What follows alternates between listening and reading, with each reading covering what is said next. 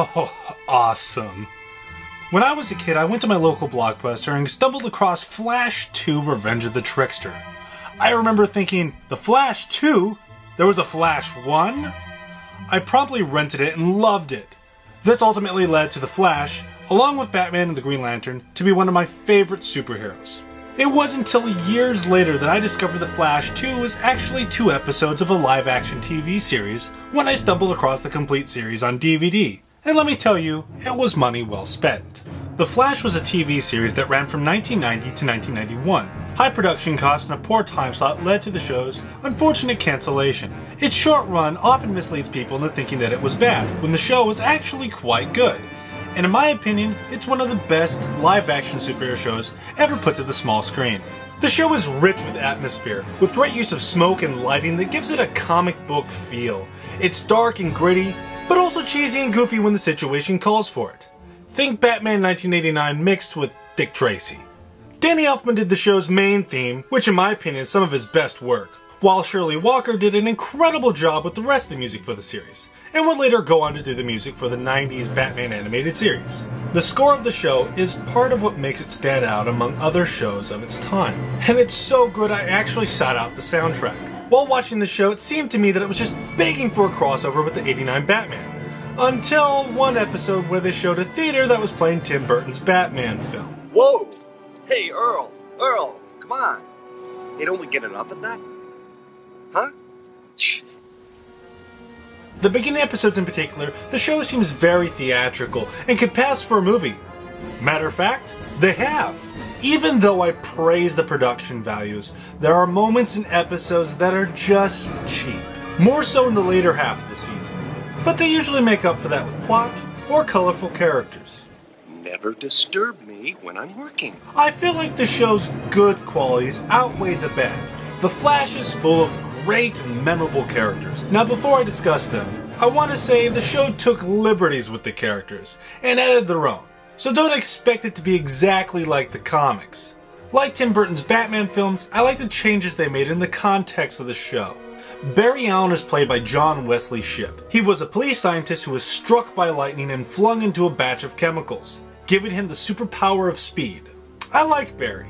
He seems down to earth and generally seems like a nice guy. For example, in the episode Be My Baby, Barry is willing to help a perfect stranger and her child just because it seems like they're in trouble. Barry, though gifted with super speed, is a little slow. Hey, isn't that a bank robbery going on over there? Bank robbery? There's no bank. I like Shipp's portrayal of Barry, and oddly, I like that his hair isn't red or blonde. Strangely, that's always bothered me about the comics. I wonder who this incredibly fast person in red is. I'm sure it can't be this redhead scientist who tells bad fast puns and always disappears when trouble comes around. Tina McGee is a scientist at Star Labs. She serves as the Mr. Wizard of the series, providing tech and exposition for the show. I'll have to admit I did not care for her too much in the pilot episode, but in episode 2, Out of Control, I really started to enjoy her part of the series, and I loved the interactions between her and Barry.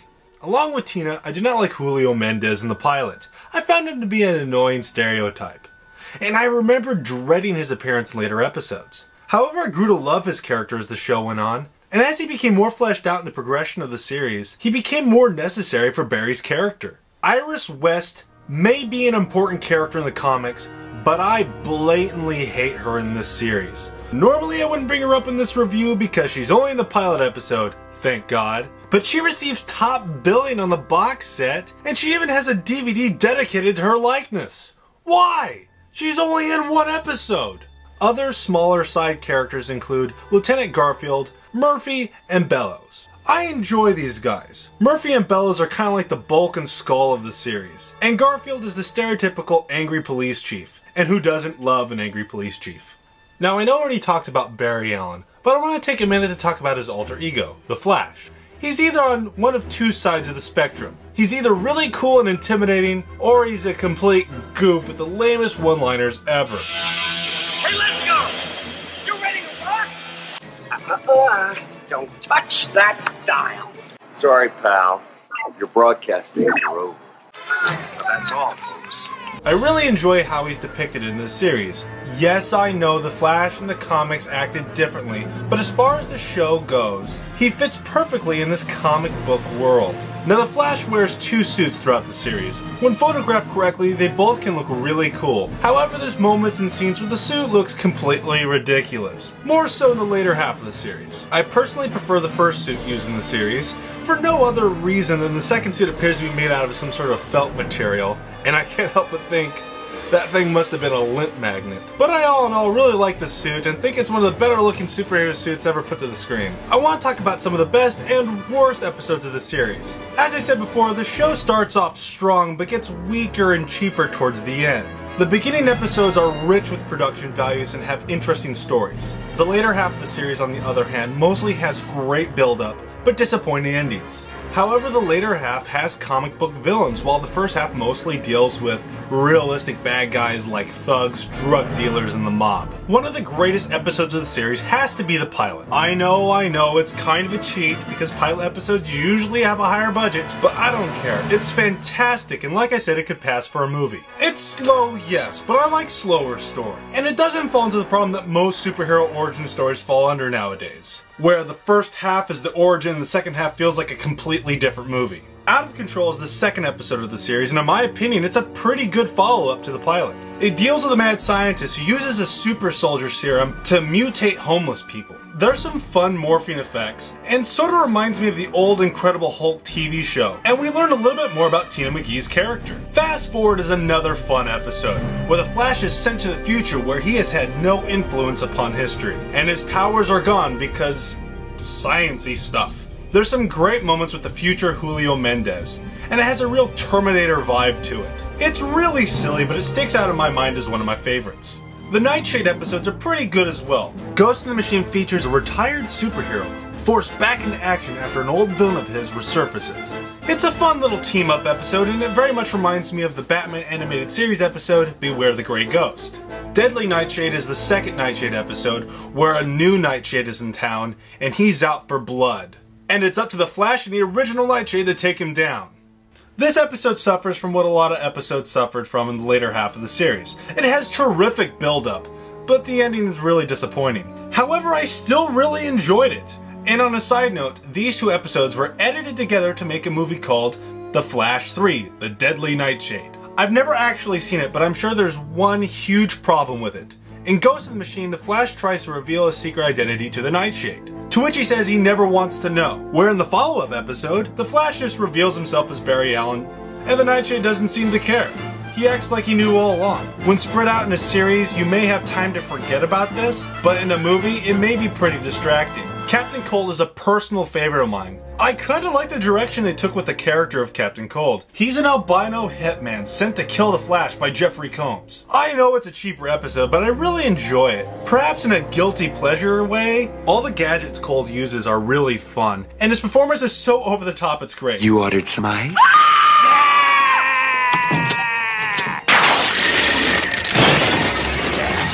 What's the matter? Don't you want to come out and play? Unfortunately, it suffers from good build-up and disappointing ending.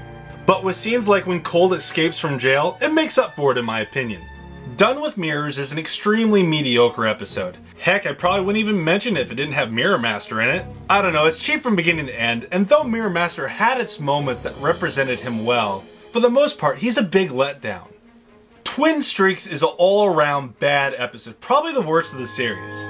There's an episode where Barry impersonates a fictional scientist named Professor Zoom. It was a jab at how silly the character of Professor Zoom was in the comics. Yes, I understand how big of a role Professor Zoom plays in the New 52, but I don't care. He looks silly. Anyways, I'm glad he just ended up being a joke because a yellow version of this Flash suit would look really stupid. Well, now we got this. A blue Flash with the mind of a child created by Professor Ross. It's as dumb as it looks, and the only interesting thing about this episode is the ending, which impacts Barry's outlook on his powers. The Trickster episodes are by far the highlight of the series. Mark Hamill steals the show in both episodes. The general cheesiness of the show can sometimes bring it down, but in these episodes, it's perfectly understandable and necessary for such an over-the-top villain. And being a few years before Batman the Animated Series, you can sort of see the origins of his Joker. Speaking of Batman, the relationship between the Trickster and Prank highly resembles the relationship between Joker and Harley. But don't you want to see who? He is the Mask. Without the mask, he's nothing. Bupkis, not a zip. Just some boring, average, insignificant jerk nobody cares about. Who'll die alone and forgotten, watching game shows in an empty apartment. With cats. So you touch that mask again, I'll murder you. Okay? Upon my first viewing, I figured it was a ripoff of that relationship. But little did I know that this episode came out a long while before the creation of Harley Quinn, or even the creation of the 90s Batman series. I know it's not terribly important, but I found it interesting. Unfortunately, the show was cancelled, which I think is a bigger shame than when Firefly was cancelled.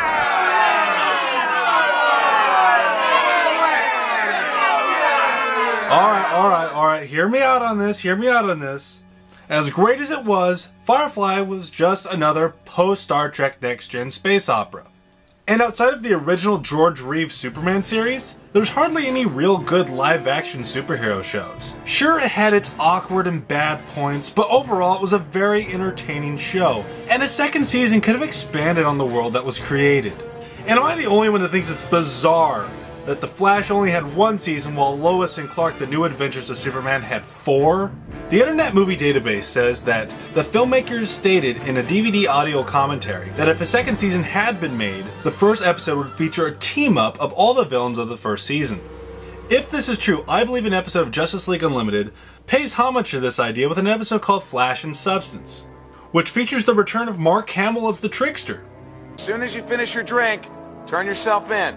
Got me again, Flash. Now, I don't know what DVD audio commentary IMDb is talking about because there are no bonus features on the DVD release of The Flash. I even checked the second release of the series and there's no mention of a commentary track. And it appears just to be a repackaged version of the first release. I know I'm running a bit long, but let me talk about the DVD for a minute. It stinks. The picture quality looks like a crappy VHS rip, which I've had to personally clean up for this review. You'd think Warner Brothers would put some care into restoring the picture and audio to put out a good product. But no, they don't care. And the lack of bonus features is a real slap in the face. Briscoe Kenny Jr. only had 1 season and had plenty of bonus features to keep the fans happy.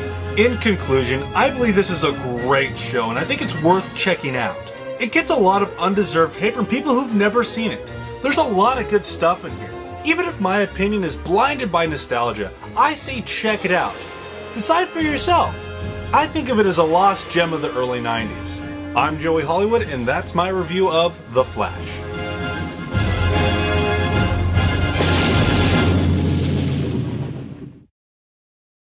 If you like this video, let me know by leaving a comment. And be sure to hit that subscribe button. If you'd like to learn more about Joey Hollywood Films, be sure to like my Facebook page and stalk me on the Twitter. Be sure to check out my Patreon page. You can donate as little as $1. Every little bit helps. The money will go to the production of my first feature film, which I plan on shooting in the summer of 2015, and to help improve the overall quality of my videos. Thanks for watching, and while you're at it, why don't you check out these other videos.